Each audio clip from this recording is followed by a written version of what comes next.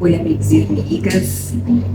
Hoje eu quero trazer uma palavra para você que está prestes a viver uma restauração na sua vida, ou porque você já está sentindo que vai viver, ou porque você já está dentro dela, já está acontecendo, você já está vivendo. E aí, às vezes, as coisas podem estar começando a acontecer para você em determinado momento, e você para e se pergunta: mas onde eu deixo, Fernanda, o passado que eu vivi? Porque agora é uma restauração, né? É um novo começo. O que eu faço com o meu passado? Com o passado? Nós vamos apagar o passado? Não, a gente não vai apagar o passado, mas nós vamos deixar o passado exatamente onde ele está, no passado.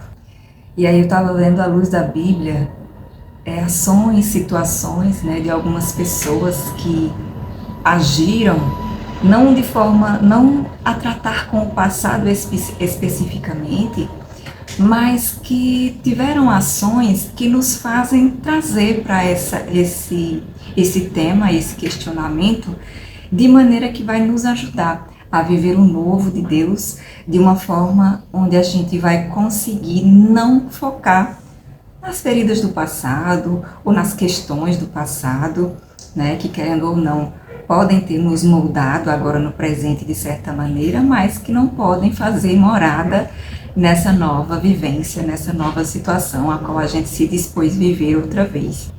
E aí uma das primeiras pessoas que me veio na mente foi o tipo de pessoa que era Daniel, né? Daniel, em determinado momento, foi tirado, né, do seu lugar de origem, uma situação pela qual ele não escolheu, mas que ele se viu vivendo. E a prudência de Daniel, de certa forma, me encanta, né? Porque Daniel, em determinado momento, se ele tivesse se apegado à dor que ele viveu naquele momento, o que ele estava passando naquele momento, e ele tivesse trazido para a realidade dele, por exemplo, na fala dele, já pensou se em determinado momento, quando Daniel fala lá, sugere, né, a alimentação dele, se ele fala, eu não vou comer essa comida que o rei tá me dando, não. Se ele fala de uma forma grosseira, se ele fala de uma forma, falando de qualquer maneira, unicamente porque não estava vivendo aquilo que acreditava, certamente Daniel não teria passado daquele dia, né, e não teria, com tanta sabedoria, vivido as questões que o levaram a ser quem de fato ele foi. Então, se você está vivendo uma restauração e você viveu situações onde de fato no passado você podia até estar certo, mas que você se expressou de forma equivocada, que você se expressou de uma forma que não cabia naquele momento, e que isso fez com que a ruptura, seja lá do que for na sua vida, tenha acontecido, então é hora de você olhar para dentro de você, porque a restauração, na verdade, ela acontece antes dentro da gente, né, para depois ela acontecer fora, de certa forma, porque Deus só devolve algo para a gente quando a gente está preparado para viver aquilo. Então, às vezes, você pode até estar certo, mas a maneira como você fala pode colocar tudo a perder outra vez. Então, eu acredito que você tem que se autoanalisar, né, e ser prudente com esse novo começo, porque agora tudo se faz novo outra vez. Outro símbolo de humildade que me veio à mente agora foi Moisés. Lá em Êxodo, acho que 4:10, onde ele fala: Senhor, nunca fui eloquente, sou pesado de boca, pesado de língua, algo assim. Pesado de fala, né? No nosso português.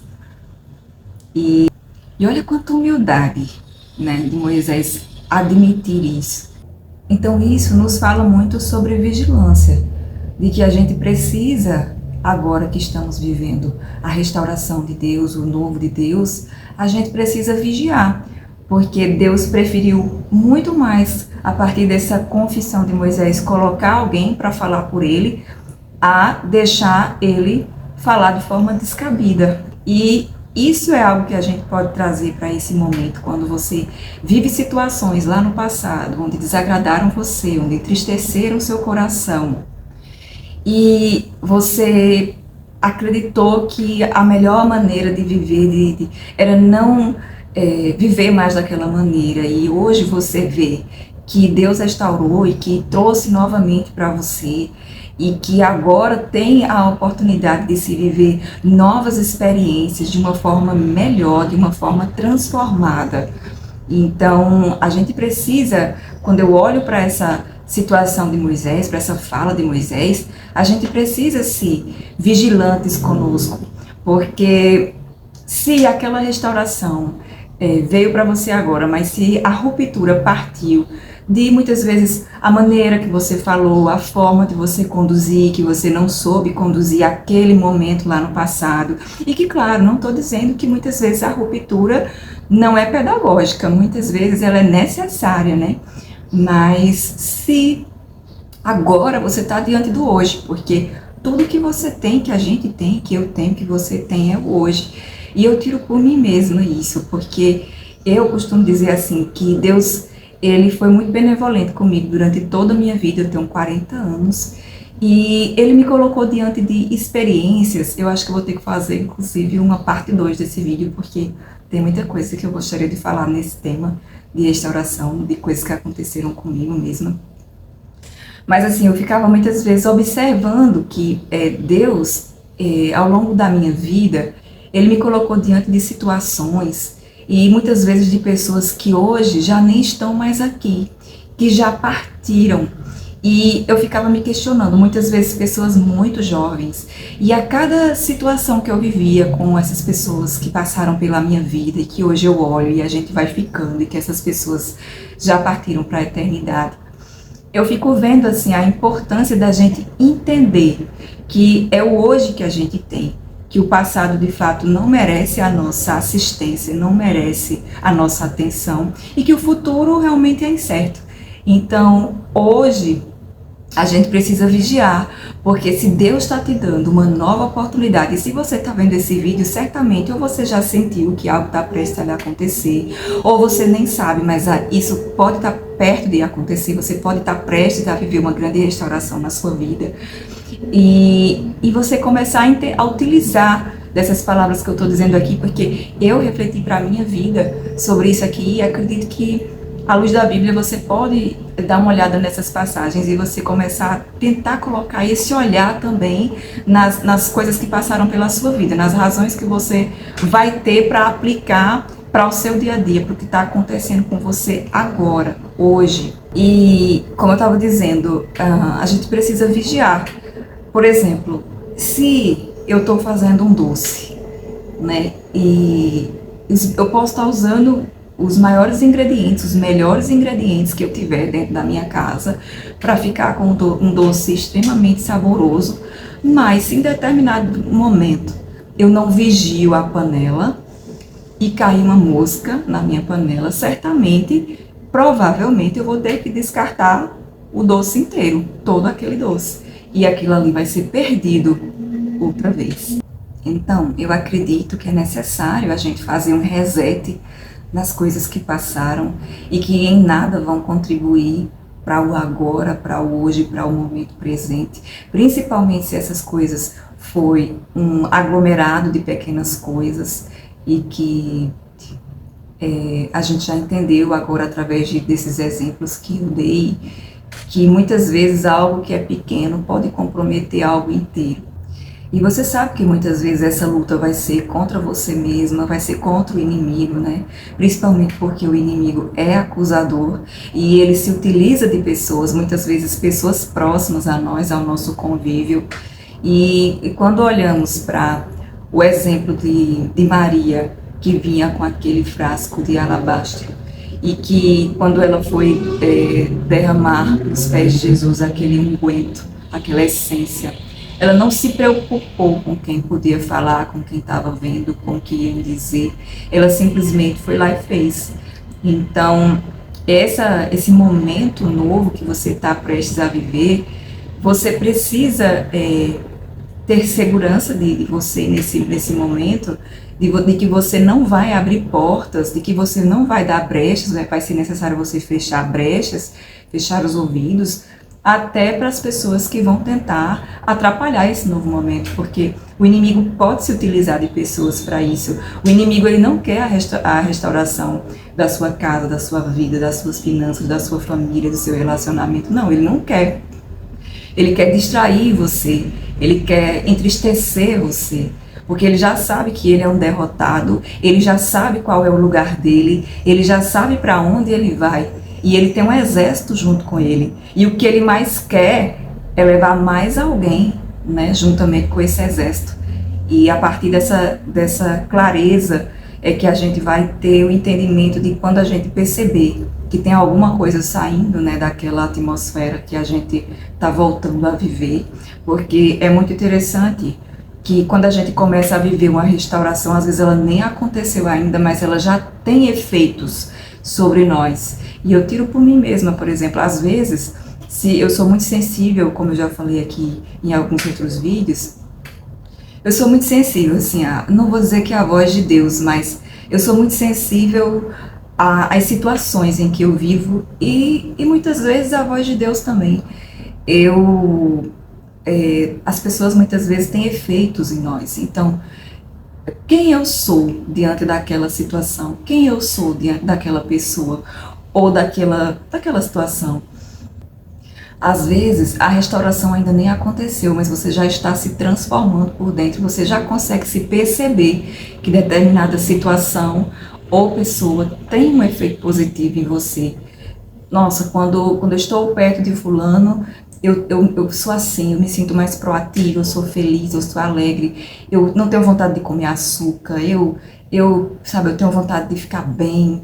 E assim, muitas vezes, são efeitos que as pessoas causam em nós. E muitas vezes, acho que o maior símbolo de que aquela restauração é algo positivo para você é esse. É quando aquilo te faz tão bem, nem aconteceu ainda, mas você já está se modificando positivamente diante da possibilidade de acontecer, diante daquilo que provavelmente vai acontecer. Porque mentalmente e dentro do coração, muitas vezes você já sente que aquilo está acontecendo, que um reavivamento está se aproximando da sua vida, independente do setor que seja. E nós não podemos ignorar as nossas orações. Se você está aqui vendo esse vídeo até agora, eu tenho certeza que assim como eu, você é uma pessoa que ora, você é uma pessoa que acredita, né? E a palavra diz, crê no Senhor Jesus e será salvo tu e a tua casa. A palavra diz, se você tiver fé e disser do tamanho de um grão de mostarda e disser a este monte, passa deste lado para este, ele passa. Então, tantas e tantas palavras a gente vê dentro das escrituras que nos fazem entender que a gente só precisa acreditar, que a gente só precisa ter fé e que a nossa fé, pela tua fé vai acontecer, né? Que a fé vai fazer acontecer, que se for para a glória de Jesus, segundo a sua vontade, vai acontecer. Então, se muitas vezes você orou pedindo, Deus, estou com um problema nas minhas finanças, restaura minha sorte, ou então estou com um problema no meu relacionamento, restaura, Senhor, traz esse reavivamento para mim, ou na minha família, ou em qualquer área da sua vida que você queira restaurar. Se você orou, por que não você? Por que vai acontecer com todo mundo e só não com você? Se Deus ouviu a oração de Jonas dentro da barriga de um peixe, por que é que ele não vai ouvir a sua? Lógico que ele já ouviu desde o primeiro dia que você fez. Agora, vai ser necessário você passar por algum preparo antes de você receber, porque você não vai receber de volta aquilo do jeito que estava. Você vai receber aquilo transformado, você vai receber aquilo melhor. E, como eu disse, acho que eu vou ter que fazer uma parte 2 desse vídeo, porque tem muita coisa para ser que a gente vai desenvolvendo, né? E que a gente vai encontrando situações bíblicas que a gente cabe muito bem aqui. Mas, como eu disse, você vai receber algo transformado, você vai receber algo melhor, então não vai ser de qualquer jeito, nem você vai estar de qualquer jeito também. Deus utilizou aquele tempo, porque Deus trabalha no tempo, utilizou aquele tempo para lapidar você, para melhorar você, inclusive para trabalhar na sua mente, para que aquele passado, para que aquelas coisas antigas não venham trazer transtornos para essa fase nova, né? Que é uma fase totalmente de começo, recomeço, começar de novo. Então, é página limpa, né? Não tem como não ser. Se as próprias escrituras dizem que o próprio Deus joga no mar do esquecimento e não se lembra mais daquilo que a gente fez quando a gente se entrega. Então, por que que a gente vai trazer para o nosso presente, né, algo que já não agrega em nada lembrar? Como eu disse lá no início, Daniel foi levado para a Babilônia, para uma realidade que ele não escolheu, mas ele precisava aprender a se posicionar naquele novo ambiente para viver o que Deus tinha para ele de forma plena.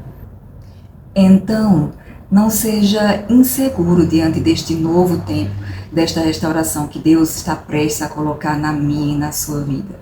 Esquecendo-me das coisas que para trás ficam, deixe o que ficou no passado, lá no passado. Não traga, né, para esse novo tempo nada do que você viveu naquele passado. E algo bem relevante que a gente pode colocar aqui para finalizar esse vídeo de hoje é que, se a gente bem se lembrar, a gente vai ver que naquela festa de casamento, onde Jesus estava, e que vão atrás de Maria, sua mãe, para dizer que acabou o vinho, que acabou aquela bebida, e que Jesus acaba transformando, né, a água em vinho, para que aquela festa pudesse continuar, para que pudesse permanecer sem nenhum tipo de comprometimento daquele evento. Se você lembrar, se você reparar, o melhor vinho foi o segundo. O melhor vinho foi o transformado. O que ele transformou. Então, quem sabe, neste novo tempo da sua vida que você está prestes a viver, o melhor vinho não seja o segundo. O melhor vinho não seja o transformado. Eu tenho certeza que, se você buscar em Deus e permitir que tudo se faça novo, sem olhar para as cicatrizes, o melhor vinho na sua vida vai ser o segundo. Que Deus abençoe sua semana, seu restinho de semana. Fica com Deus, até o próximo vídeo, se Deus quiser. Tchau, tchau.